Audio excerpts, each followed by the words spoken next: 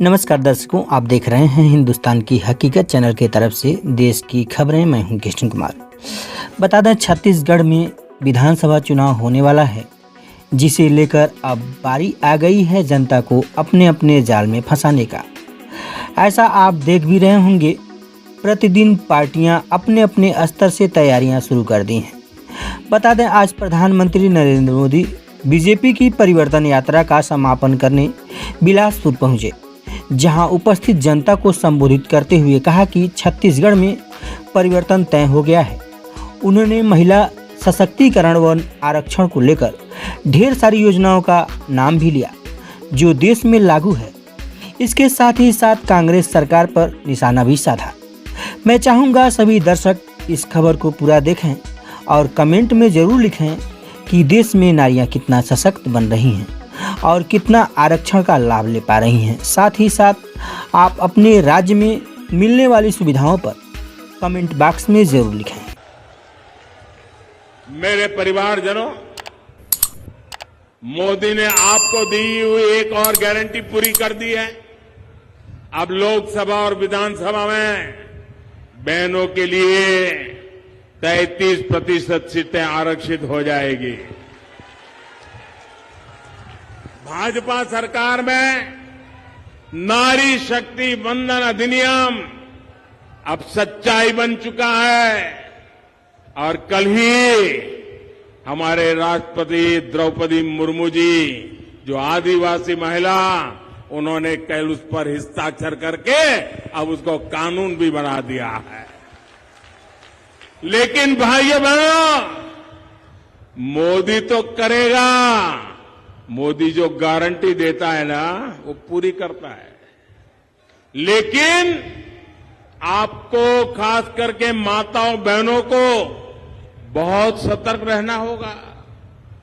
बहुत मुश्किल से इतना बड़ा पड़ाव हमने पार किया है। 30 साल से लटका हुआ था। आप सोचिए, 30 साल सरकारें आ गई, बोलती रही, नाटक करती रही, काम नहीं किया। कांग्रेस और इसके घमंडिया साथी, उनको लग रहा है कि मोदी ने क्या कर दिया। वो गुस्से से भरे हुए हैं। उनको लगता है ये सारी माताएं बहनें अब मोदी को ही आशीर्वाद देगी। उनकी नींद हराम हो गई है और इसके कारण, डर के कारण, अब वो नए नए खेल खेल रहे हैं। आपको मालूम है, न चाहते हुए भी उनको संसद में समर्थन क्यों करना पड़ा? क्यों करना पड़ा? माताएं बहनें, अब आपकी जो एकता और जागरूकता आई है ना, इससे वो डर गए थे। इसलिए उनको, ये माताओं बहनों, आपके चरण में आज आना पड़ा है। लेकिन अब उन्होंने नया खेल शुरू किया है। अब वो बहनों में भी फूट डालना चाहते हैं। उनको लगता है बहनें संगठित हो गई तो इनका तो खेल पूरा। इसलिए ये माताएं बहनें संगठित ना हो, जातिवाद में उनको तोड़ा जाए, भांति भांति के तर्क दर करके उसमें विभाजन कर दिया जाए, भांति भांति के झूठ फैला दिए जाए। मैं छत्तीसगढ़ की माताओं बहनों को कहना चाहता हूं, ये आने वाले हजारों साल तक प्रभाव पैदा करने वाला निर्णय है। ये हर परिवार में माताओं बहनों को नई शक्ति देने वाला काम हुआ है। आपकी बेटी का भविष्य उज्जवल बनाने का काम हुआ है। कृपा करें मेरी माताएं बहनें, ये झूठ बोलने वालों के झूठ में न फंस जाएं। ये आपको तोड़ने की कोशिश करे, मत करना। आपकी एकता बनी रहनी चाहिए, आपके आशीर्वाद बनने रहने चाहिए, ताकि आपके सपने ये मोदी पूरा कर पाए। फिलहाल आइए आपको बताते हैं, मध्य प्रदेश में मुख्यमंत्री ने अपना कार्य कर दिया है। बता दें, नीलम पार्क में आशा उषा व पर्यवेक्षक कार्यकर्ताओं का महापंचायत बुलाकर आशा उषा को 6,000 और पर्यवेक्षक कार्यकर्ताओं को 15,000 रुपये मानदेय देने की जो घोषणा किया था, जिसे आज से एनएचएम पोर्टल पर देखा भी जा सकता है।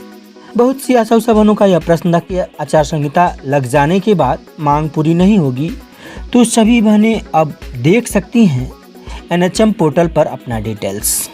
आइए आपको प्रदेशाध्यक्ष विभा श्रीवास्तव जी का वायरस रिकॉर्ड सुनाते हैं, जिन्होंने आशा उषा बहनों को संदेश देकर अवगत किया है कि घबराएं नहीं। पूरे प्रदेश में 75,000 आशा उषा व पर्यवेक्षक बहनें हैं, जिनका डाटा फीड होने में थोड़ा समय लग रहा है, लेकिन सितंबर माह से ही सबका बढ़ा हुआ मानदेय मिलेगा। समस्त मध्य प्रदेश की बहनों से निवेदन करना चाहती हूँ और हाथ जोड़कर निवेदन है कि जो पेमेंट में गड़बड़ी हो रही है, कुछ ऐसी 2,000 बहनें फर्जी बनाकर हमारे अधिकारियों ने रखी थी, उसमें बजट गया है हमारी बहनों का।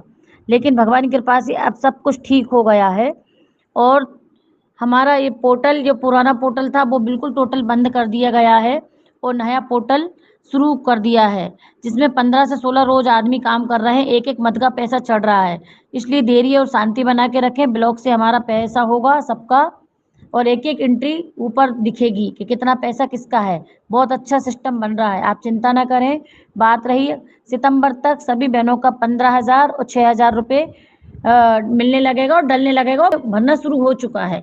मेरी बराबर बात हो रही है। किसी फर्जी संगठनों की बातों पर विश्वास न करें, नहीं तो मैं नहीं जानती हूँ, इससे बहुत नुकसान हो सकता है।